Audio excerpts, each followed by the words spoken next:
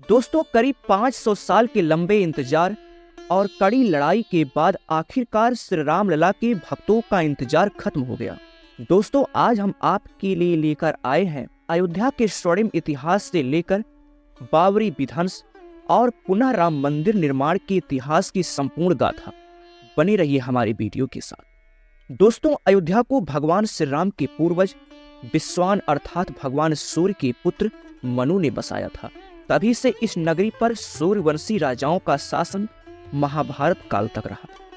यहीं पर प्रभु श्री राम का जन्म महाराज दशरथ के महल में हुआ था। अयोध्या को अथर्ववेद में ईश्वर का नगर बताया गया है। महर्षि वाल्मीकि ने भी रामायण में जन्मभूमि की शोभा एवं महत्ता की तुलना दूसरे इंद्रलोक से की है।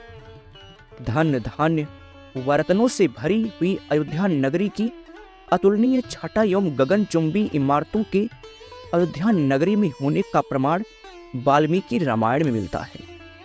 कहते हैं कि भगवान श्री राम की जल समाधि लेने के पश्चात अयोध्या कुछ काल के लिए उजड़ सी गई थी, लेकिन उनकी जन्मभूमि का अस्तित्व वैसा का वैसा ही था। भगवान श्री राम के पुत्र कुश ने एक बार पुनः राजधानी अयोध्या का पुनः निर्माण कराया। इस निर्माण के बाद सूर्य वंश की अगली 44 पीढ़ियों तक इसका अस्तित्व महाराजा बृहदबल तक अपने चरम पर रहा। कौशल राज बृहदबल की मृत्यु महाभारत के युद्ध में अभिमन्यु के हाथ हुई थी। महाभारत के युद्ध के बाद अयोध्या उजड़ सी गई थी, क्योंकि बृहदबल की मृत्यु हो चुकी थी। मगर श्री राम जन्मभूमि का अस्तित्व फिर भी बना रहा। इसके बाद यह उल्लेख मिलता है कि ईसा के लगभग 100 वर्ष पूर्व उज्जैन के चक्रवर्ती सम्राट विक्रमादित्य एक दिन आखेट करते करते अयोध्या पहुंच गए। थकान होने के कारण अयोध्या में सरयू नदी के किनारे एक आम के वृक्ष के नीचे वो अपनी सेना सहित आराम करने लगे।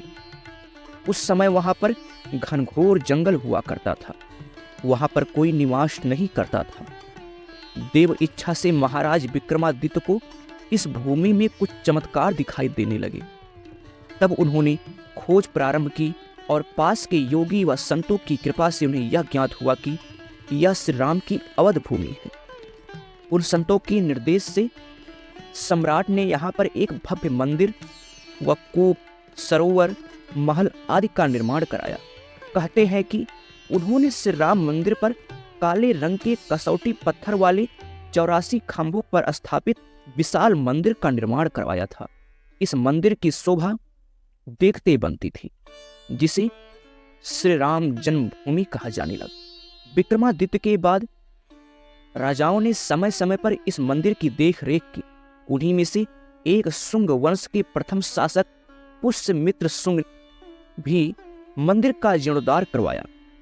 पुष्यमित्र का एक शिलालेख अयोध्या से प्राप्त होता है, जिसमें उसे सेनापति कहा गया है तथा उनके द्वारा 2 अश्वमेध यज्ञों के किए जाने का वर्णन मिलता है। अनेक अभिलेखों से ज्ञात होता है कि गुप्तवंशी चंद्रगुप्त द्वितीय के समय और पश्चात काफी समय तक अयोध्या गुप्त साम्राज्य की राजधानी। गुप्तकालीन महाकवि कालिदास ने अयोध्या का रघुवंश में कई बार उल्लेख किया। इतिहासकारों के अनुसार इस स्थान को अंतर्राष्ट्रीय पहचान 5वीं शताब्दी में ईसा पूर्व के दौरान तब मिली जब यहाँ एक प्रमुख बौद्ध केंद्र विकसित हुआ। तब इसका नाम साकेत था। कहते हैं कि चीनी भिक्षु फयान ने देखा कि यहाँ कई बौद्ध मठों का रिकॉर्ड रखा हुआ है। यहाँ पर 7वीं शताब्दी में चीनी यात्री हेनसांग आया। उसके अनुसार यहाँ 20 बौद्ध मंदिर थे तथा 3000 बौद्ध भिक्षु रहते थे। यहाँ हिंदुओं का एक प्रमुख नगर और भव्य मंदिर भी था, जहाँ रोज हजारों की संख्या में लोग दर्शन करने आते। 11वीं शताब्दी में कन्नौज नरेश जयचंद आया तो उसने सम्राट विक्रमादित्य के प्रशस्त शिलालेख को उखाड़कर इसके बाद भारतवर्ष पर आक्रांताओं का आक्रमण बढ़ता गया। आक्रमणकारियों ने काशी, मथुरा के साथ साथ अयोध्या में भी लूटपाट की और पुजारियों की हत्या कर मूर्तियों को तोड़ने का क्रम जारी। लेकिन 14वीं शताब्दी तक वे अयोध्या में राम मंदिर को तोड़ने में सफल नहीं। विभिन्न आक्रमणों के बाद भी सभी झंझावतों को झेलते हुए श्री राम जन्मभूमि पर मंदिर अपने अस्तित्व में बना रहा। कहते हैं कि सिकंदर लोदी के शासनकाल के दौरान यहाँ पर मंदिर मौजूद। 14वीं शताब्दी में हिंदुस्तान पर मुगलों का अधिकार हो गया था और उसके बाद ही श्री राम जन्मभूमि एवं अयोध्या को नष्ट करने के लिए कई अभियान चलाए गए। अंततः 1527 से 1528 में इस भव्य मंदिर को तोड़ दिया गया और उसकी जगह बाबरी ढांचा खड़ा किया गया। मुगल बादशाह बाबर की सिपाह सलाहकार मीर बाकी ने विवादित जगह पर मस्जिद का निर्माण करवाया। इस स्थान को लेकर हिंदू समुदाय के लोगों द्वारा यह दावा किया गया कि यहाँ भगवान श्री राम की जन्मभूमि है और इस पर एक प्राचीन मंदिर का अस्तित्व। हिंदू पक्ष के लोगों ने मस्जिद में बने 3 गुंबदों में से एक गुंबद के नीचे भगवान राम का जन्म स्थान।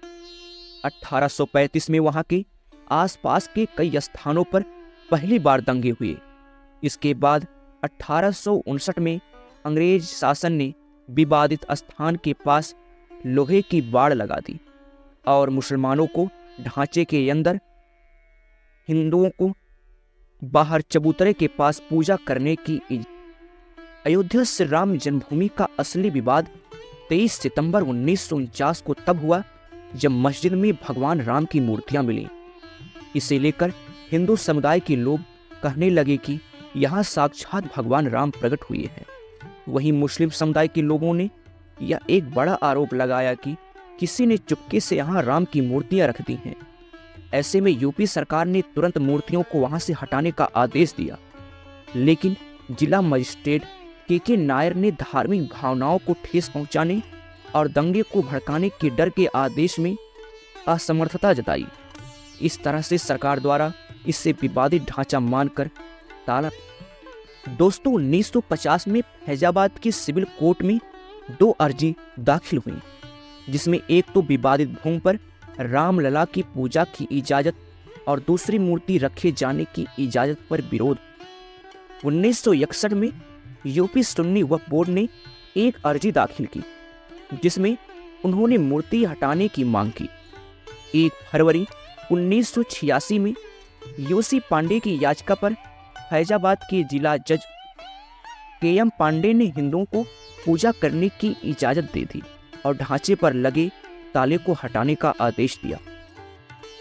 यह दंगा ऐतिहासिक रहा। 6 दिसंबर 1992 को BHP और शिवसेना समेत कई हिंदू संगठनों के लाखों कार्यकर्ताओं ने विवादित ढांचे को गिरा दिया। इससे देश भर में सांप्रदायिक दंगे हुए और हजारों की तादाद में लोग मारे गए। 2002 में गोधरा ट्रेन, जो कि हिंदू कार्यकर्ताओं को लेकर जा रही थी, उसमें आग लगा दी गई और करीब वहां भी 58 लोग मारे गए। इसे लेकर गुजरात में भी दंगे भड़क गए, वहां भी 2000 से अधिक लोग मारे गए। 2010 में इलाहाबाद हाई कोर्ट ने फैसले पर विवादित भूमि को सुन्नी वक्फ बोर्ड, रामलला विराजमान और निर्मोही अखाड़ा के बीच 3 बराबर हिस्सों में बांटने का आदेश दिया। 2011 में अयोध्या विवाद पर इलाहाबाद कोर्ट के आदेश पर सुप्रीम कोर्ट ने रोक लगा दी। 2017 सुप्रीम कोर्ट ने आउट ऑफ कोर्ट सेटलमेंट का आह्वान किया और भाजपा की कई नेताओं पर आपराधिक साजिश आरोप बहाल किए गए।